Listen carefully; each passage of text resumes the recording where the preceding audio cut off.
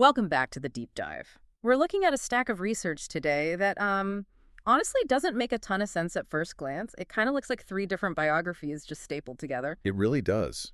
Because depending on when you were born, the person we're talking about is either, a terrifying victim, a hilarious mother, or this gritty Oscar-winning grandmother. Exactly. It's so rare to find a figure in Hollywood who holds that many completely distinct shapes in the cultural imagination. Oh, completely. Usually an actor has their thing, right? They do action or they do rom-coms.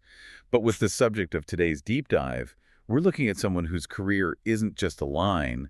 It's more like a series of distinct lives. We are talking about Jamie Lee Curtis. And I have to admit, when this topic came up, my brain immediately went to Freaky Friday. That's my Jamie Lee Curtis. The uptight mom. The uptight mom who learns to loosen up, yeah. Yeah.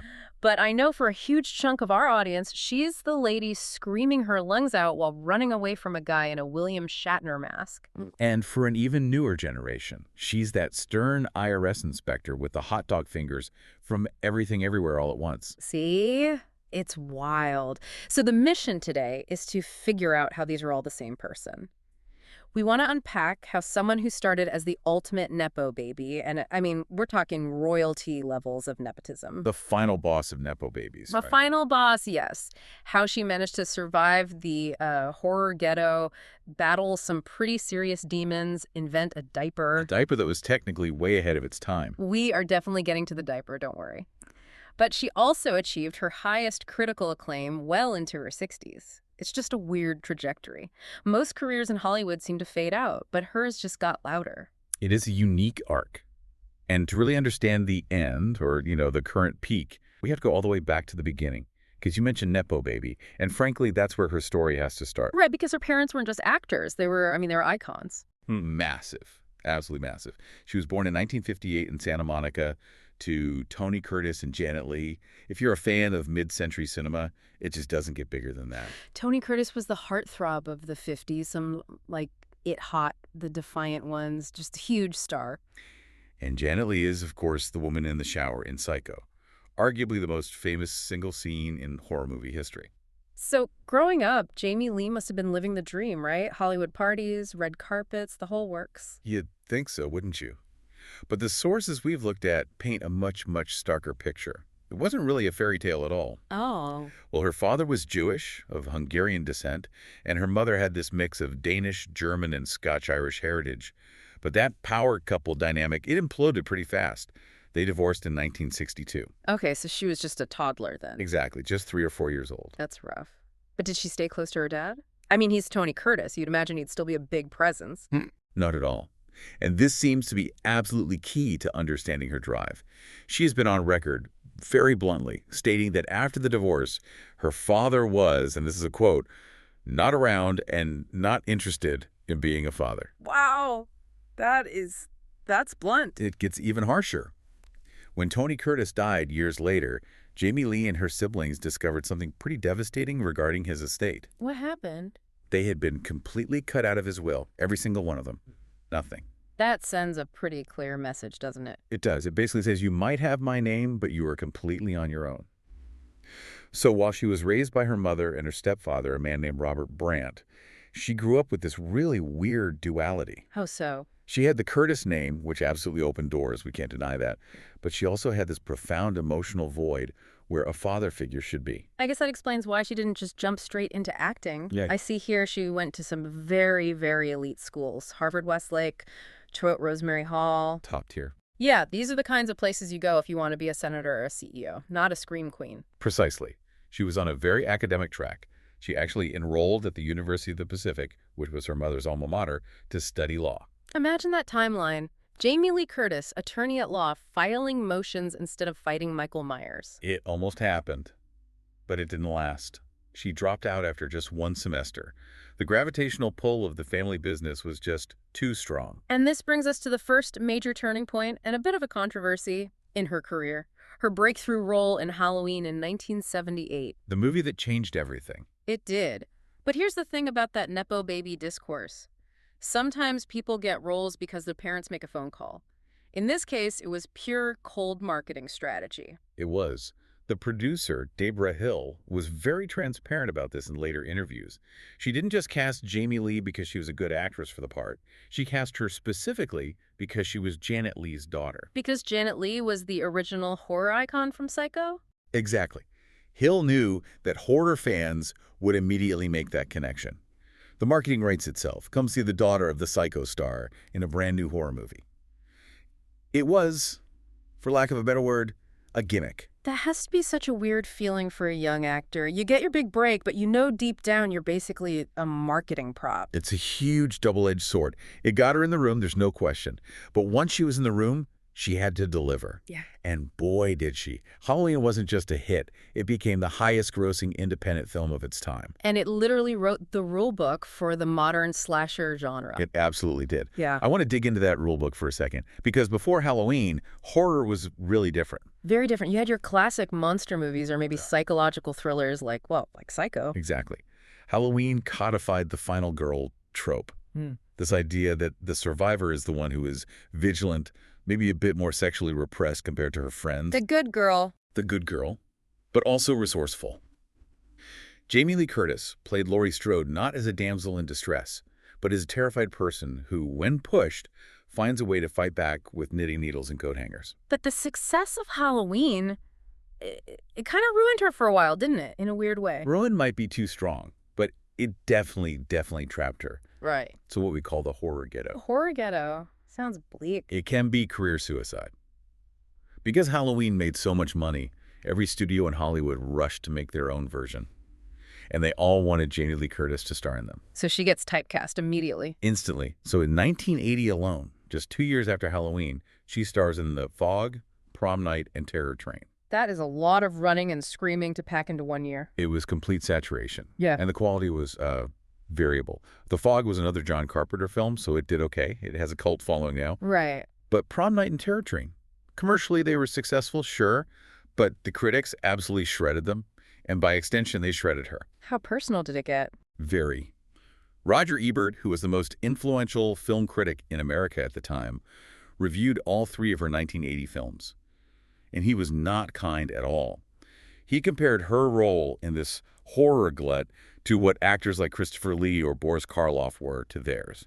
Ouch. So he was basically saying, you're a monster movie actor, and that is all you will ever be. He was implying she was stuck in a genre loop, a one-trick pony.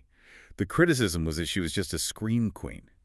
The industry didn't see an actress, they saw a set of lungs. And it wasn't just the critics in the U.S., right? I saw a note here about a controversy down in Australia. Oh, Road Games. Yes. This is a fascinating sidebar. It was an Australian thriller, kind of a Hitchcockian thing.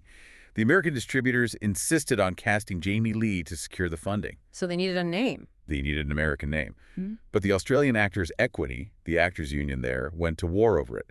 They wanted an Australian actress in the role. They protested her casting as an American import. So just to recap, she's got American critics calling her a hack and Australian unions trying to get her banned from a film set. That is a lot of pressure for someone in their early 20s. Immense. And she clearly felt it. She did Halloween the 2nd in 1981, essentially repeating the same role all over again. By the early 80s, you can feel the cement drying around her feet.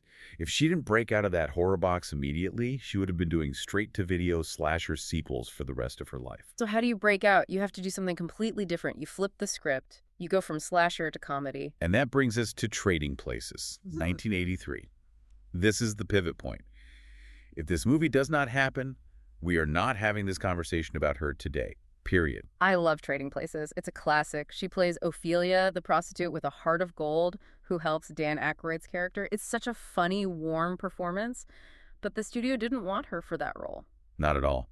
Paramount executives saw the Scream Queen. They said, she can't do comedy. She's the girl who gets chased by knives. They couldn't see past the typecasting. So who fought for her? The director, John Landis. He insisted. He put his foot down and said, it's her, or we find another director. Jamie Lee still credits him, to this day, with single-handedly saving her career. And she completely proved them wrong. Emphatically. She won a BAFTA for Best Supporting Actress. A BAFTA is a serious, prestigious award. It wasn't a People's Choice Award for Favorite Screamer. It was a signal to the entire industry that said, look, she has comedic timing, she has charm, she is more than just a victim. But then the very next big project she did was perfect. Perfect. 1985, the aerobics movie. I've seen clips of this. It's her and John Travolta doing aerobics in very, very tight spandex. It is maybe the most 80s movie ever made. It was a very earnest attempt to capture the aerobics craze of the time. Critically, it was a disaster, a total flop. But it did something important for an image. Which was? It established her as a sex symbol in a mainstream way that the horror movies hadn't. Laurie Strode wasn't sexy, she was resourceful. But her character in Perfect was this idealized fitness instructor. And I read that Quentin Tarantino loves it, right? Quentin Tarantino is a massive defender of Perfect. He calls it underrated and a great piece of social commentary. But he might be alone on that island. Haha, maybe. But even if Perfect was a stumble, she recovered almost immediately with A Fish Called Wanda in 1988. Now, this is a classic, an undeniable classic. This is arguably her comedic peak. She's on screen with John Cleese, Michael Palin, we're talking literal Monty Python legends, and Kevin Kline, who won an Oscar for his role. And she isn't just keeping up with them. No, she's driving the scenes. She is the straight man, the femme fatale, and the romantic lead all at once. She got BAFTA and Golden Globe nominations for that performance.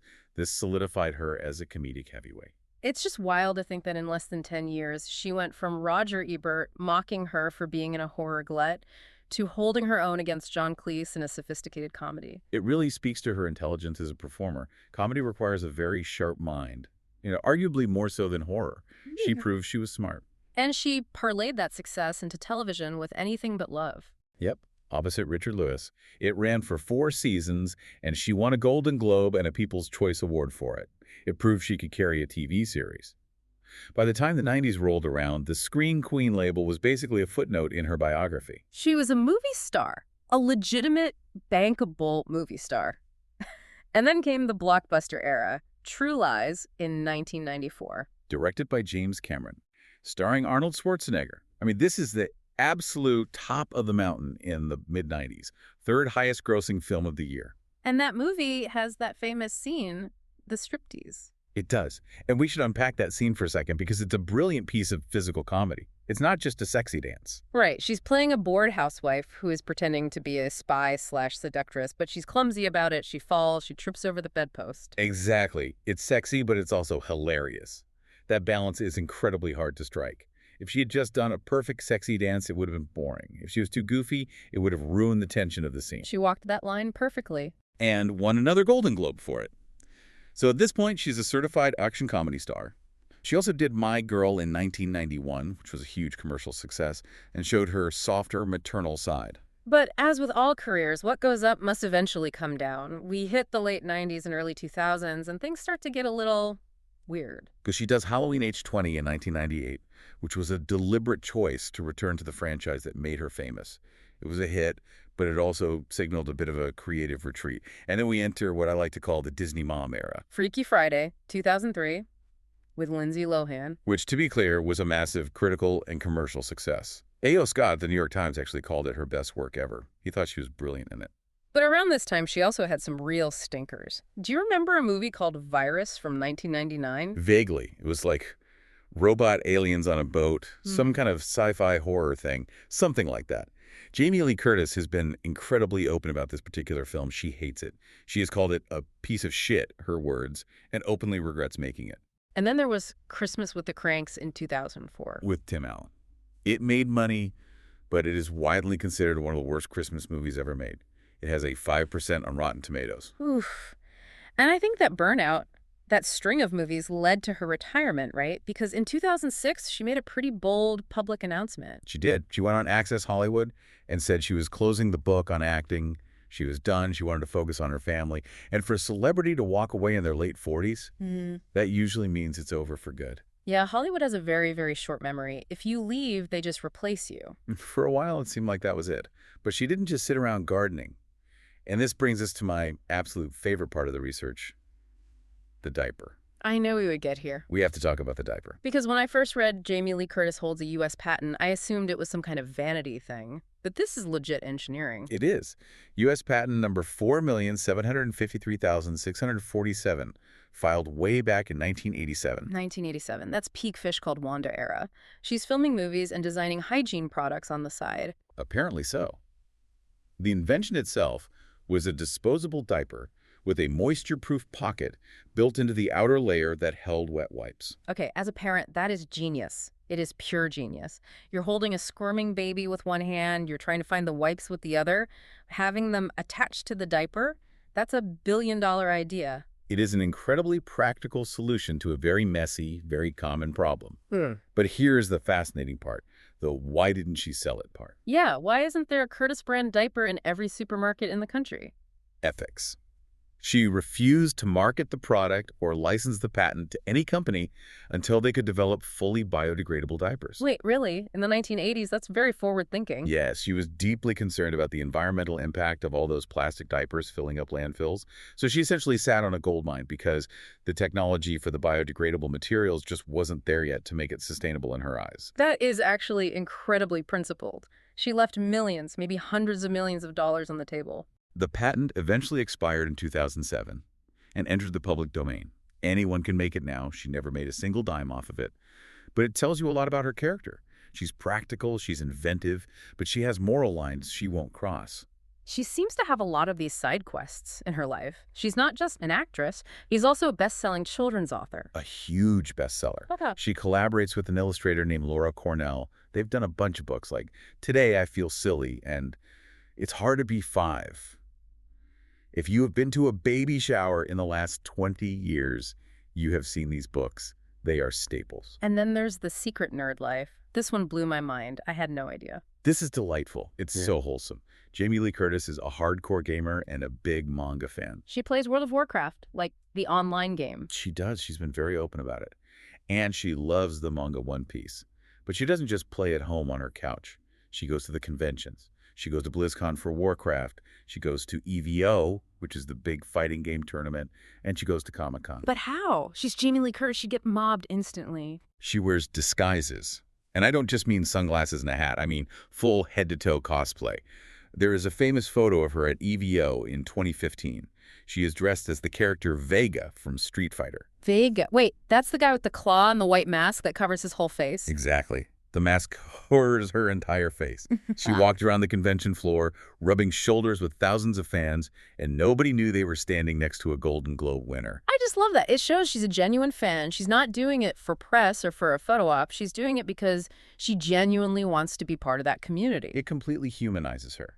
It breaks down that wall between celebrity and person. Speaking of humanizing, let's talk a bit about her personal life. Because usually when we do these deep dives on stars from the 70s and 80s, the personal life section is a bit of a train wreck. Oh yeah, multiple marriages, scandals, chaos. But Curtis seems remarkably stable. Exceptionally so. She has been married to the same man, Christopher Guest, since 1984. Christopher Guest, the This Is Spinal Tap guy, the mockumentary genius. The very same. And the story of how they met is straight out of a rom-com. It's amazing. She was flipping through an issue of Rolling Stone magazine with her friend, Deborah Hill. The producer of Halloween. Yep. And she saw a photo of Christopher Guest. She pointed at the magazine and said to Deborah, I'm going to marry that guy. And she actually did it, just like that. She got his agent's number, called him, and left a message. He never called back at first, but they ran into each other at a restaurant a little while later. 5 months after she saw his picture, they were married. That's incredible. They're together for over 40 years. In Hollywood years, that's about 4 centuries. And technically, this marriage makes her a member of the nobility. It does. This is another one of those weird trivia facts. Christopher Guest's father was a British peer. When his father passed away in 1996, Christopher inherited the title Baron Hayden Guest. That means Jamie Lee Curtis is officially the Lady Hayden Guest. Does she ever use the title? Never. She has said, quote, it has nothing to do with me. She finds it amusing but totally irrelevant. They live a relatively quiet life. They have 2 adopted daughters, Annie and Ruby. But it hasn't all been smooth sailing. We should touch on the addiction issues because she has been very, very vocal about this recently. Yes, and her honesty here is really important. She is a recovering alcoholic and was also addicted to painkillers for many years. How did that start? The painkiller addiction started the way it does for so many people, after a minor medical procedure. In her case, it was a cosmetic surgery she had on her eyes. That's a vicious cycle.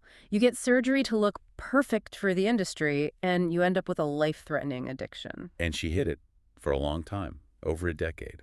She said she stole pills from family members from her sister. It was a secret life she was leading. What was the turning point? She eventually got sober in 1999. She credits reading an article about addiction by the writer Tom Chiarella in Esquire magazine. It's the first time she realized she wasn't alone, that someone else felt the same way she did. She calls her recovery the greatest single achievement of her life. Bigger than the Oscar. She says so. Because without the recovery, there is no Oscar. There is no family. There's none of the success she's having now. That recovery seems to fuel a lot of her activism now. She's very involved in charity work. Heavily involved.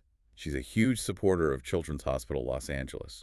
She launched a brand called My Hand in Yours during the pandemic, specifically to raise funds for the hospital. She also helped finance the rebuilding of the Great Synagogue in Budapest to honor her father's Hungarian Jewish heritage. And she's been very loud and very public in her support for the LGBTQ plus community. It's become deeply personal for her. Her younger daughter, Ruby, is transgender.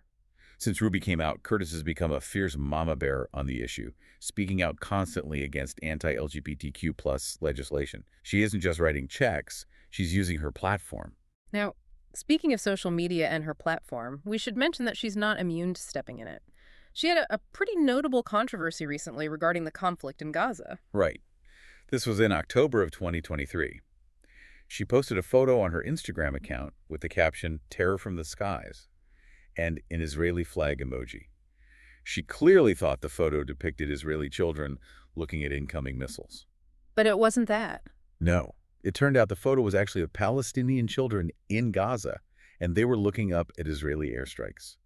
The internet corrected her very, very quickly and very harshly. That's a massive error to make. It was a huge one. To her credit, she deleted the post and apologized. But it was a stark reminder of the dangers of that kind of reactive activism on social media posting before you really truly verify what you're looking at.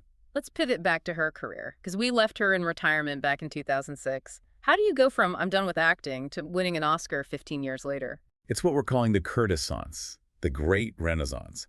And ironically, it started by going back to the very thing she spent her early career running away from, Halloween. The 2018 sequel, which was a direct sequel to the original, right? It ignored all the other movies. Correct. And this wasn't just another slasher. The director, David Gordon Green, pitched her a completely different angle. He didn't want Laurie Strode to be a victim again. He wanted to explore trauma. So what happens to that final girl 40 years later? Exactly. What does that do to a person? She becomes a survivalist. She's estranged from her family. She's broken and paranoid, but she's also ready. It was a character study disguised as a horror movie. And audiences really responded to that. In a huge way. The 2018 Halloween had the best opening weekend ever for a film starring a lead actress over the age of 55. That is a very specific stat, but a huge one. It proved that older women, at least in Hollywood terms, can still open a movie and sell tickets. That success gave her incredible momentum. She jumped from that into Knives Out in 2019, looking fabulous in those bright pantsuits, holding her own in that massive ensemble cast. But the real climax of this renaissance is undoubtedly Everything, Everywhere, All at Once in 2022. Deirdre Bobaird, the IRS inspector from hell. It is such a brave performance. It's the opposite of vanity. She let it all hang out, literally. She insisted on not wearing anything to shape her body. She wore a prosthetic stomach to look less fit. She stopped sucking in her gut. She played a character who was unglamorous, bureaucratic, and at first deeply unlikable. And it won her the Academy Award for Best Supporting Actress. Her very first nomination, her first win. Yeah. At age 64. That speech she gave, I remember she mentioned her parents. She did. It was an incredible moment. She looked up at the ceiling and said, "My mother and my father were both nominated for Oscars in different categories, and I just won an Oscar." It was this incredible moment of closing the loop. The Nepo baby had finally achieved the one thing her legendary parents never did. She didn't stop there, though. She won an Emmy right after that, didn't she? For the TV show The Bear. Have Yeah. you seen the Fishes episode, the Christmas episode? Oh, God. It's stressful just thinking about it. It's one of the most intense hours of television I've ever seen. She plays Donna Brazzato, the alcoholic, borderline matriarch of the family. Right. It is a terrifying, heartbreaking, and chaotic performance.